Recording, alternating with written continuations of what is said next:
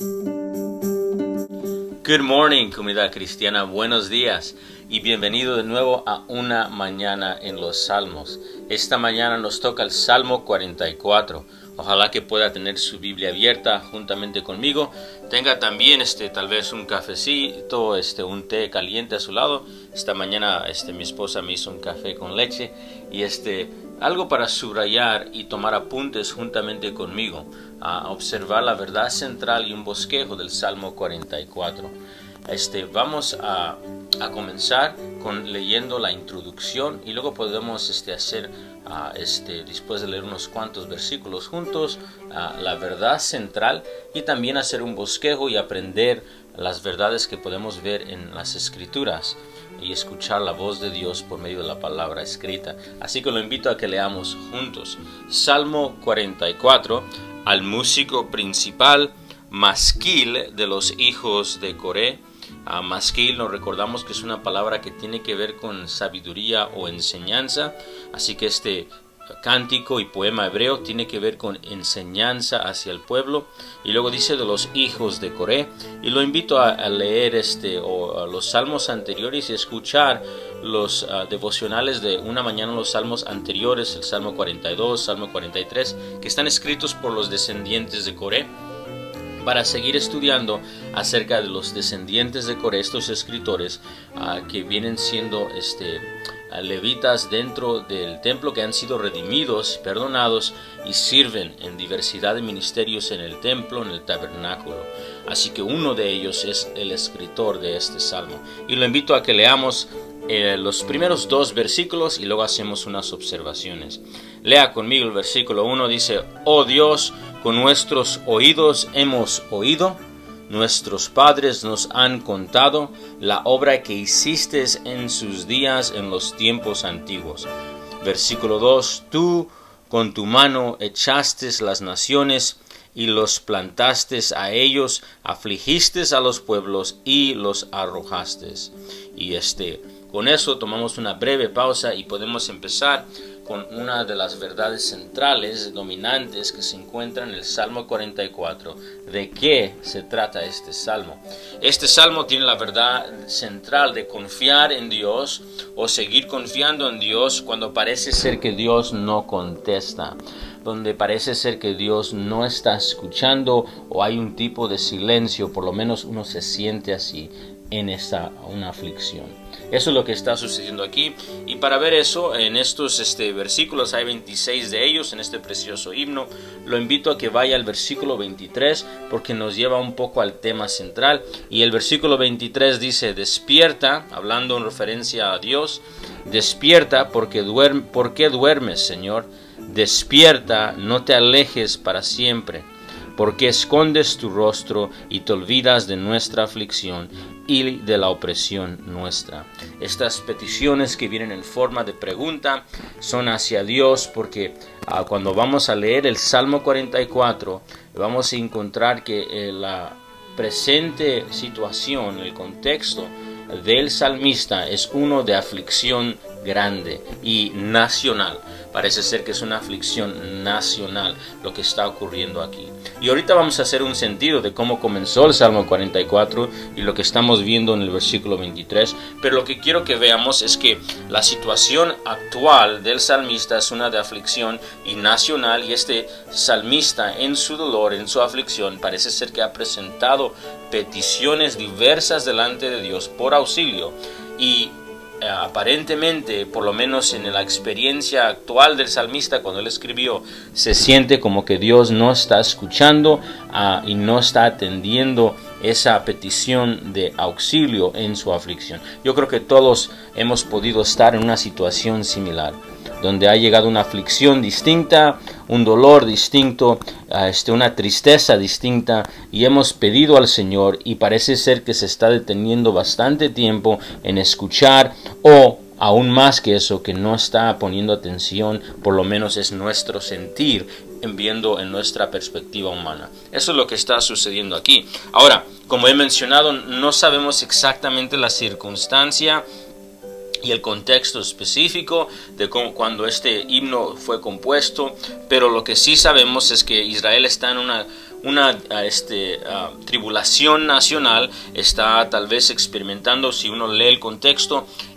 una derrota total militar. Esto es lo que podemos ver en los versículos 9 hasta el versículo 22, y lo invito a que vea eso conmigo. Ponga ojos conmigo en el versículo 9, porque nos ayuda, aunque no sabemos el contexto exacto, por lo menos saber qué está pasando aquí, y parece ser una derrota militar.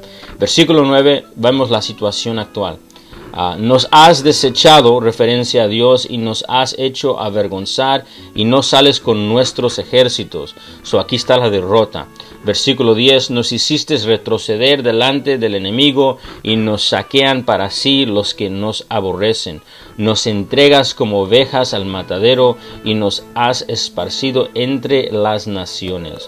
Lo que estamos viendo aquí, si seguimos leyendo, es que el contexto actual, aunque no sabemos por específico, sabemos que es una derrota bastante grande, tal que si usted sigue leyendo, se están burlando otras naciones. Ellos han quedado avergonzados, pensaban que Dios estaba con ellos, y no hay una explicación, por lo menos en la mente de este salmista, en por cuál ellos fueron derrotados. Simplemente no hay una respuesta a eso. Y eso sucede en la vida del creyente. A veces hay aflicciones que no, o tribulaciones o derrotas que va a ocurrir en la vida del creyente, que simplemente en nuestra mente humana no hay una explicación. Por lo tanto, solo Dios las sabe.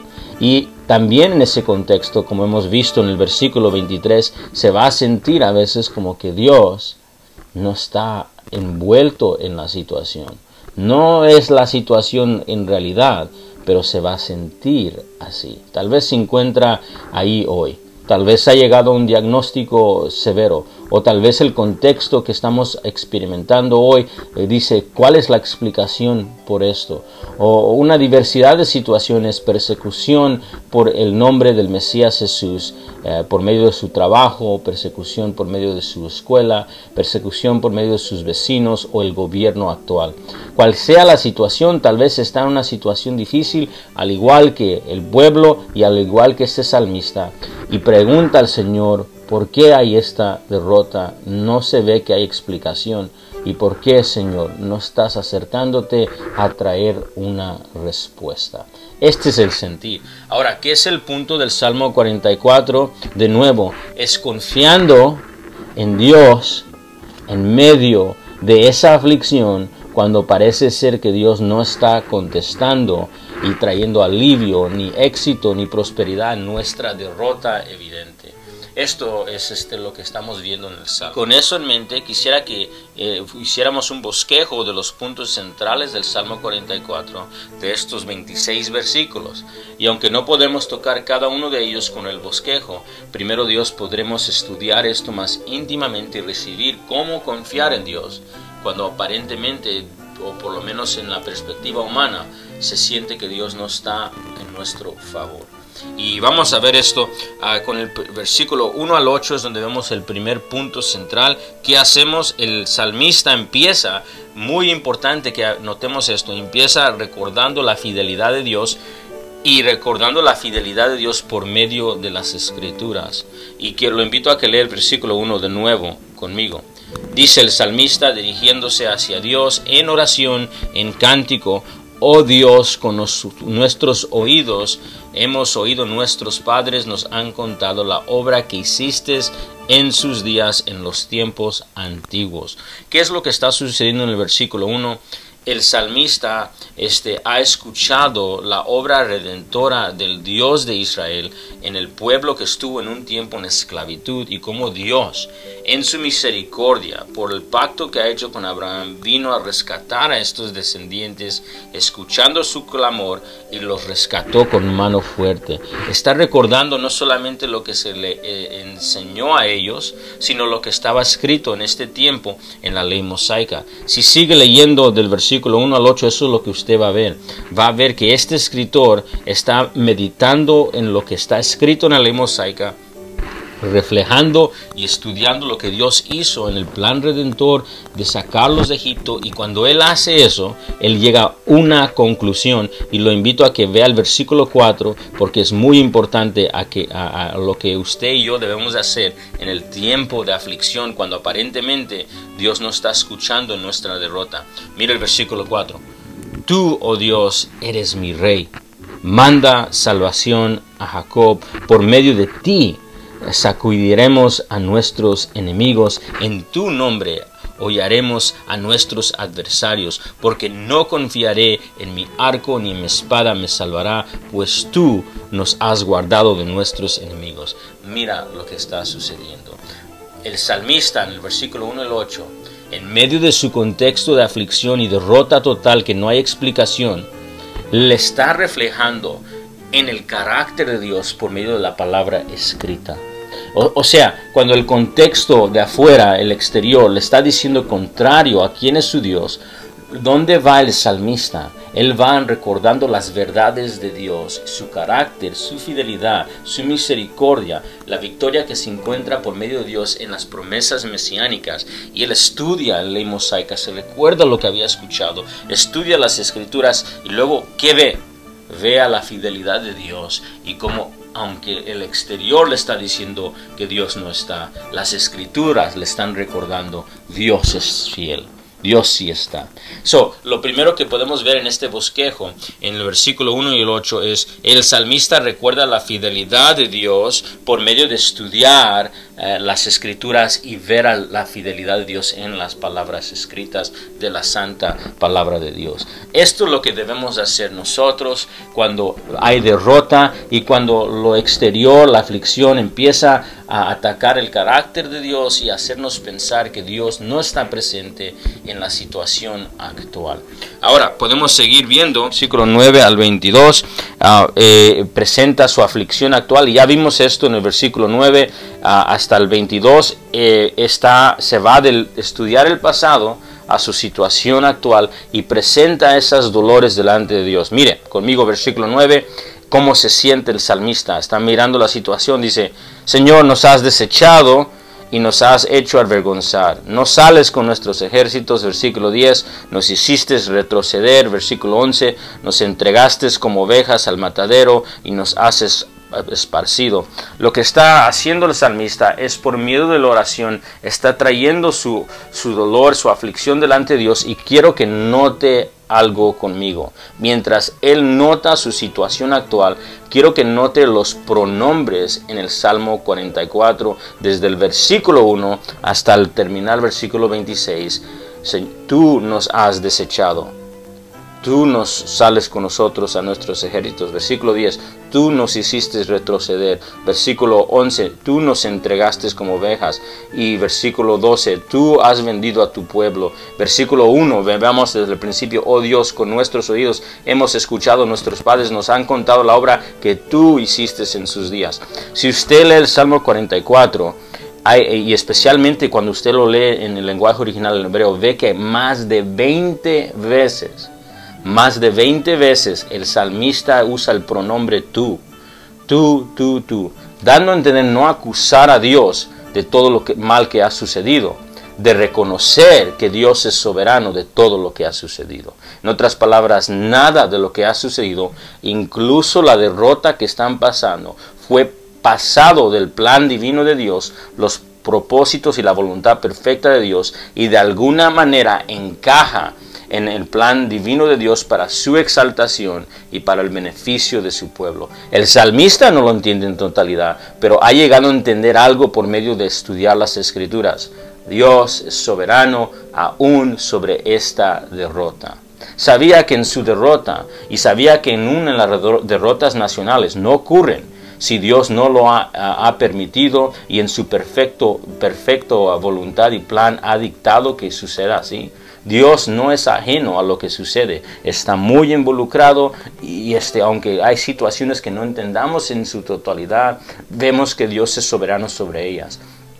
Esto lo entendemos, por ejemplo, cuando leemos Romanos 8, 28 y en adelante, que Pablo le dice a la iglesia en su dolor, en su persecución y en su aflicción, que para los que aman a Dios, para los que son llamados conforme a sus propósitos, todas las cosas, incluso las derrotas, persecuciones, sufrimientos, muerte, enfermedad, lo que sea, obran para bien. Dios es soberano sobre todo. Dios es soberano sobre su derrota. En el versículo 9 al 22 lo que estamos viendo es un salmista no acusando a Dios, sino en su dolor trayéndolo en confianza a Dios, reconociendo su soberanía sobre la derrota. Como creyentes y las derrotas que pasan en nuestras vidas, lo que estamos aprendiendo para poder confiar en Dios es reconocer que aún en nuestro sufrimiento Dios es soberano, y eso es bueno, no es malo, es bueno, porque el Dios que ama a su pueblo y ha entregado a su Hijo eterno a ser carne y hueso y sufrir la penalidad y la culpa y el pecado de su pueblo y darle su justicia y su perdón. Es el Dios que es soberano sobre el sufrimiento que pasamos. Él tiene bien para nosotros. Así que recobre ánimo en saber que Dios es soberano aún en lo que nosotros consideramos confuso y sin explicación.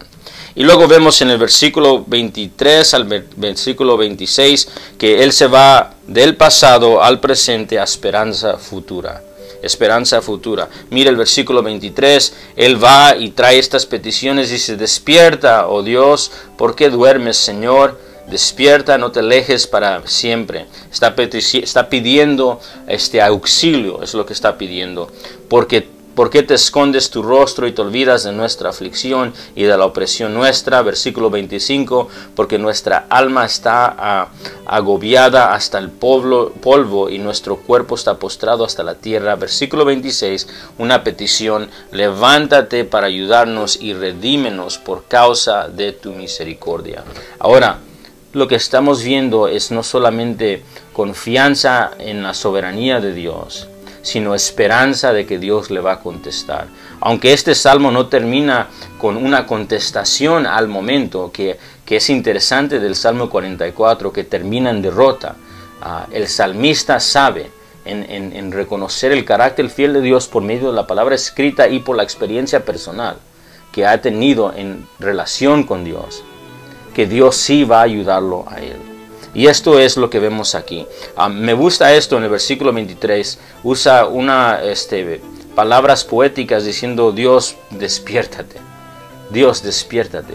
Porque a veces aparece, o se siente por lo menos en nuestra perspectiva humana, que el Señor está durmiendo en el barco. Pero el Señor conoce muy bien lo que está sucediendo y es soberano. Y Él en cualquier momento se levanta y nos da a entender que Él es soberano y calma la tormenta, ordena la paz para demostrarnos que Él es fiel. Y lo que estamos viendo aquí es eso mismo. Vemos esperanza futura porque Dios es digno de esperanza. Y aunque el salmista está pidiendo que Dios se despierta, el salmista sabe que el que guarda de Israel no duerme. Así que no está incorrecto se ha equivocado en su teología. Él simplemente está expresando el dolor y cómo se está sintiendo delante de Dios. Murdoch Campbell dijo acerca del Salmo 44, lo que él ve aquí es el Dios que nunca duerme. Y esto es cierto, y es lo que está viendo el salmista aún en su sufrimiento. Dios nunca duerme, aunque en nuestra carne y en nuestro sufrimiento y en esta tierra se sentirá así. Recuérdate que el Dios de Israel no se ha olvidado de ti. El Mesías Jesús está muy atento a nuestras necesidades.